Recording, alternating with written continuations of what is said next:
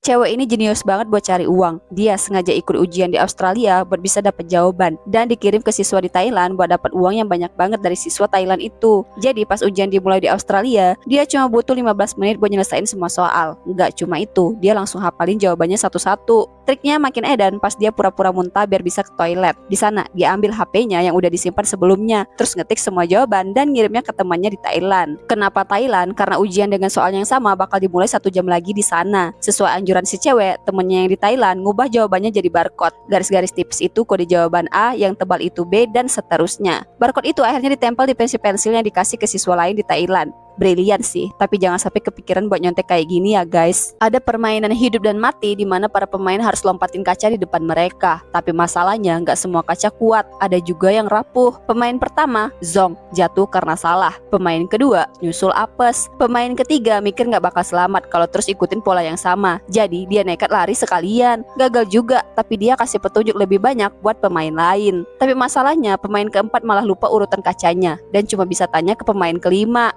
Si kelima malah jawab asal-asalan. Ujungnya dia jatuh juga. Pemain keenam panik, berdoa sambil mikir. Tapi pemain ketujuh nggak sabaran, maksa si enam maju. Hasilnya si tujuh malah dilempar. Si enam akhirnya nemu kaca yang benar. Tapi sialnya dia langsung dijatuhin sama pemain kedelapan, tukang kaca yang diam-diam bisa bedain mana kaca kuat, mana yang enggak. Plotis banget kan? Wanita ini bisa tembus benda, tapi nggak sadar ada rahasia besar yang nunggu buat dia bongkar. Jadi ceritanya wanita ini kaget banget pas tahu dia bisa nembus tembok, masuk mobil tanpa buka pintu. Tapi ternyata itu karena dia udah meninggoy. Masalahnya dia lupa gimana dia bisa koit dan siapa yang bikin dia kayak gitu. Dengan tekad nyari tahu, dia ngikutin polisi yang lagi nyelidiki kasus kematiannya. Si polisi sempat ke rumah sahabatnya, tapi nggak ada yang aneh. Sahabatnya malah kelihatan sedih banget. Pas ingat pacarnya, dia langsung curiga sama cowok itu. Anehnya, dia jadi bisa nyentuh pacarnya, kemampuan baru yang sebelumnya nggak ada. Tapi ternyata pacarnya bukan pelakunya. Nah, karena udah bisa megang benda, dia ke kantor polisi berperiksa barang bukti. Di sana ada foto yang bikin dia ingat sesuatu, sahabatnya sendiri. Fakta mengejutkan, ternyata si sahabat yang dia percaya itu dalang dibalik kematiannya. Akhirnya, wanita itu kasih petunjuk ke polisi lewat foto itu. Setelah kebenaran kebongkar, dia bisa pergi dengan tenang. Ada seorang tahanan yang iseng ukir nama di tembok selnya. Nggak sengaja nemuin tembok itu gampang hancur. Langsung dong kepikiran ide brilian. Dia mulai gali lubang di balik tembok itu setiap hari. Buat nutupin jejak, dia tempelin poster besar di depannya. Tanah hasil galiannya pelan-pelan dia buang pas lagi keluar sel buat aktivitas harian. Selama 19 tahun, dia sabar banget gali lubang itu sampai akhirnya tembus ke pipa saluran pembuangan. Suatu hari pas petugas cek sel, si tahanan udah nggak ada.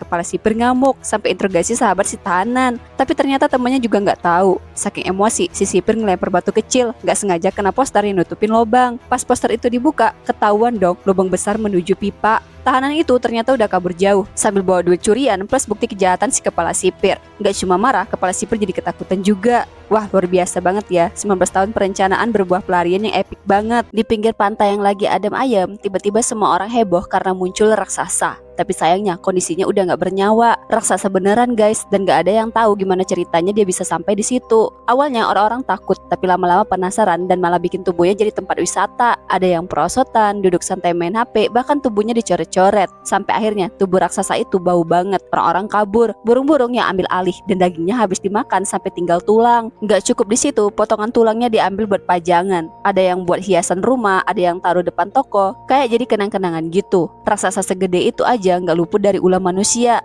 Aduh, bener-bener ya. Ada ramuan cinta yang katanya bisa bikin siapa aja patuh, tapi siapa sangka ternyata malah jadi petaka. Ceritanya ada seorang biksu bawa ramuan cinta ke kota. Pas diperiksa petugas, salah satu petugas wanita iseng-iseng cium aroma ramuan itu, padahal udah diperingatin jangan. Asap hitam keluar, baunya bikin mual. Untung gak napa-napa. Si biksu cabut sambil kesal, tapi di jalan dia malah dirampok dan ramuan itu dicuri. Ramuan itu akhirnya dijual di pasar dan dibeli seorang pria. Katanya kalau ramuan ini dioles ke cewek, cewek itu bakal jatuh cinta. Tapi temennya yang berkacamata malah kasih ramuan itu buat diminum cewek yang dia suka. Bukannya dapat cinta, dia malah jadi korban hantu. Ternyata cinta instan ada risikonya. Ada kejadian yang mind blowing banget nih. Si kakek lagi santai, tiba-tiba tangannya ngeluarin asap. Panik dong, dia langsung buka bajunya buat ngecek tubuhnya. Nggak disangka kukunya copot. Terus ada 2 port USB di bawahnya. Masih bingung sama apa yang terjadi, tiba-tiba tangan kakek berubah jadi senapan mesin. Tapi lucunya yang di ditembakin malah makanan terakhir yang dia makan. Belum selesai heran, dia ngerasain sesuatu di wajahnya, ditekan. Ternyata otaknya udah berubah jadi komponen mesin. Pas ngaca, dia shock parah, tubuhnya udah full jadi robot. Di tengah kekagetannya, dia nemu burung yang hampir mati.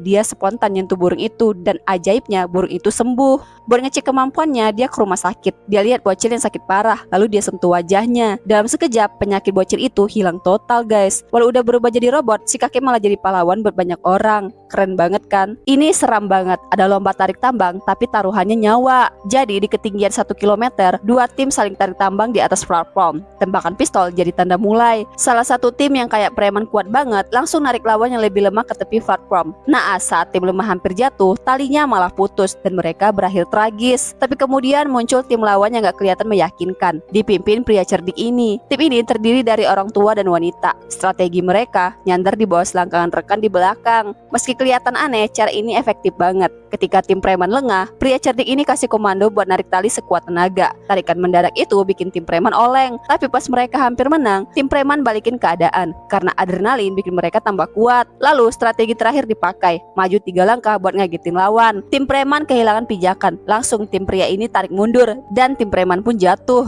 Tim pria cerdik akhirnya menang. Pria ini gak cuma jago nembak, tapi juga bikin semua orang deg-degan dengan aksinya yang luar biasa. Ada seorang ahli tembak yang nunjukin skill gokil banget. Dia bisa nembak paku dengan presisi tanpa meleset. Terus tantangan berikutnya makin edan. Pelurunya harus mantul di 2 dinding besi dulu, terus mendarat pas banget di baju pelindung yang dia pakai. Puncaknya, peluru terakhir harus berakhir di gelas di atas kepalanya. Tapi dia tetap berhasil dan dapat hadiah besar. Besoknya ada bangsawan datang ngajak tanding. Aturannya beda, disediain 2 pistol, tapi cuma 1 yang ada pelurunya. Bangsawan pilih pistol pertama, sedangkan si ahli tembak ambil pistol yang tersisa sambil tetap tenang. Si bangsawan ini bilang dia diramalin gak bakal mati kena peluru. Dan banget si ahli tembak malah nyodorin kepalanya sendiri ke arah pistol si bangsawan. Ternyata pistol bangsawan itu kosong. Ramalan itu salah total dan si bangsawan marah besar. Pas giliran ahli tembak, dia nembakin pistolnya dan si bangsawan tewas di tempat. Endingnya bener-bener epic. Ada cewek super cantik tapi bahaya banget. Soalnya kalau ada yang nyentuh dia sedikit aja, langsung koit di tempat.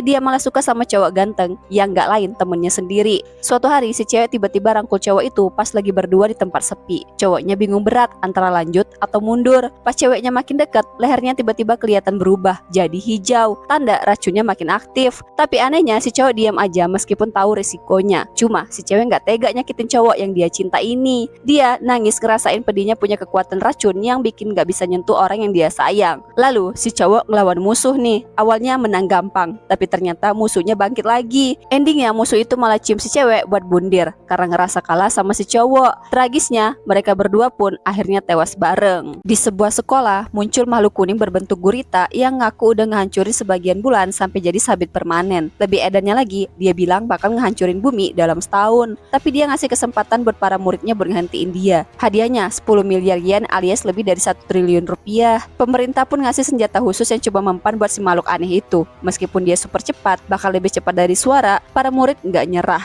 Tiap hari mereka cari cara buat ngehabisin dia. Tapi ternyata dia bukan cuma guru biasa. Dengan gaya ngajarnya yang unik, dia ngajarin murid-murid tentang keberanian, kerja keras, dan gimana jadi versi terbaik dari diri mereka. Dari situ, murid-murid mulai tumbuh, kerja sama makin solid, dan kepercayaan diri mereka meningkat. Setahun itu jadi momen penuh perjuangan, tawa, dan kejutan. Walaupun tujuannya ngebunuh si makhluk kuning, hubungan mereka sebagai guru dan murid jadi sesuatu yang spesial banget. Cowok ini enak banget, dia bisa berpindah tempat dalam sekejap. Jadi awalnya tuh dia sering dibully di sekolah. Suatu hari dia mau kasih hadiah buat pacarnya, tapi temannya yang suka ngebully malah ngelempar hadiah itu ke tengah danau es. Waktu dia coba ambil, dia malah jatuh ke air es dan gak ada yang nolong. Tapi ajaibnya dia tiba-tiba ada di perpustakaan sekolah. Dari situ dia sadar dia punya kekuatan bisa teleport ke tempat yang dia pikirin. Awalnya dia cuma ngelatih kemampuan itu buat iseng, tapi makin lama idenya makin nekat. Dia pura-pura cari toilet di bank, ngintip posisi berangkas, terus malamnya dia teleport ke sana buat ngambil uang. Karena cuma bawa wadah kecil, dia bolak-balik tanpa ada yang sadar. Hidupnya jadi nyaman banget pas dewasa, keliling dunia dalam detik.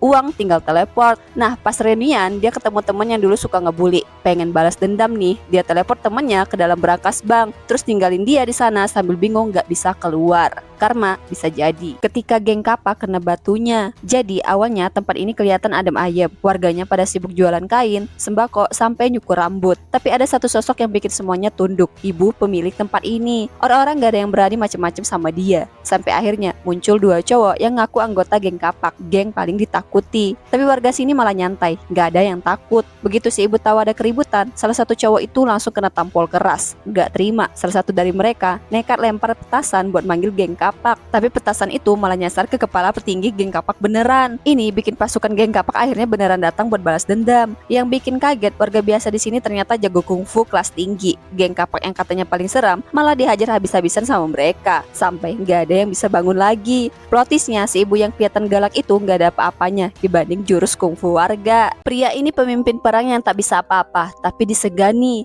Jadi gini, ada pria tua yang super disegani nih. Dia diminta bikin strategi buat perang gede lawan musuh. Tapi yang lucu, doi nggak bisa mikir sendiri dan malah dapat ide dari dua pemuda yang ngintip dari atap. Mereka nyaranin bikin benteng pertahanan. Idenya diterima dong. Waktu musuh datang dengan jumlah segambreng, pasukan si pria tua sempat panik. Tapi karena strategi udah disiapin, mereka tetap tenang. Pas musuh mulai nyerang, bentengnya diam aja, bikin musuh penasaran dan maju terus. Nah, pas udah dekat, tiba-tiba pasukan pria itu nongol, nyerang pakai panah, batu, dan peledak.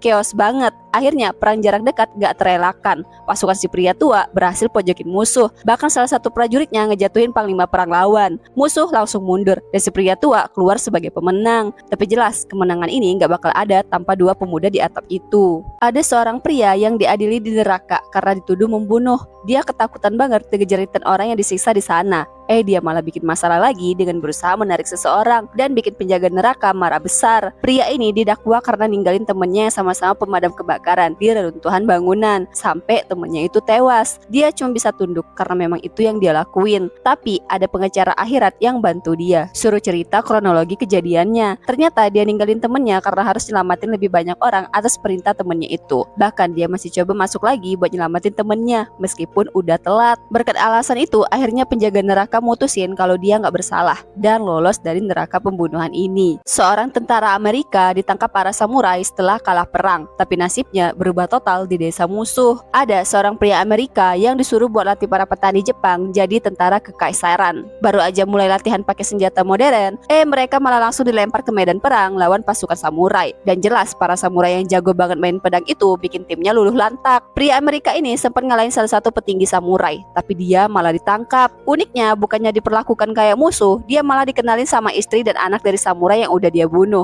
Cewek Jepang ini ternyata punya pesona yang bikin dia nyaman tinggal di desa para samurai. Lama-lama dia belajar budaya dan teknik bertarung samurai, sampai akhirnya dia jadi bagian dari mereka buat melawan pasukan kekaisaran Jepang. Ini lucu banget, ada orang yang bisa jadi rice cooker, odol, bahkan WC duduk. Kok bisa? Jadi gini, dulu rumahnya diledakin sama mafia, yang tersisa cuma mulutnya doang. Untungnya ada dokter nyentrik yang bikinin dia tubuh baru, tapi tubuhnya absurd banget guys. Tangannya jadi kaki, dia jadi keran buat buang air. Pokoknya aneh banget. Terus dia jadi guru di sekolah, murid-muridnya nakalnya parah banget. Tapi pas murid nyerang dia, semuanya mental gara-gara dia punya tubuh aneh. Tangannya berubah jadi penyedot debu, pisau daging, sampai mixer. Murid-murid yang awalnya bandel jadi takut dan malah rajin belajar. Nilainya naik semua. Tapi bukannya diapresiasi, dia malah dipecat sama kepala sekolah karena bikin pendapatan sekolah jadi berkurang. Kocak kan? Udah bikin murid jadi baik, malah di out. Ada seorang pria yang hidupnya kayak nggak ada habisnya. Literally dia pernah ketabrak truk besar. Terus pas udah tewas, nggak lama dia hidup lagi. Fenomena ini bikin dia viral sampai akhirnya pemerintah nangkep dia buat jadi bahan penelitian. Di lab tubuhnya dipotong-potong sama ilmuwan, tapi tiap kali dia koit, tubuhnya malah balik lagi utuh dan lebih bugar. Sakitnya jangan ditanya, luar biasa parah. Nah pas dia udah lama disiksa, tiba-tiba ada pria bersenjata yang nerobos lab, bunuh semua penjaga. Dan plot twistnya, pria bersenjata itu juga nggak bisa koit. Dari situ baru ketahuan kalau manusia abadi ternyata nggak cuma satu orang.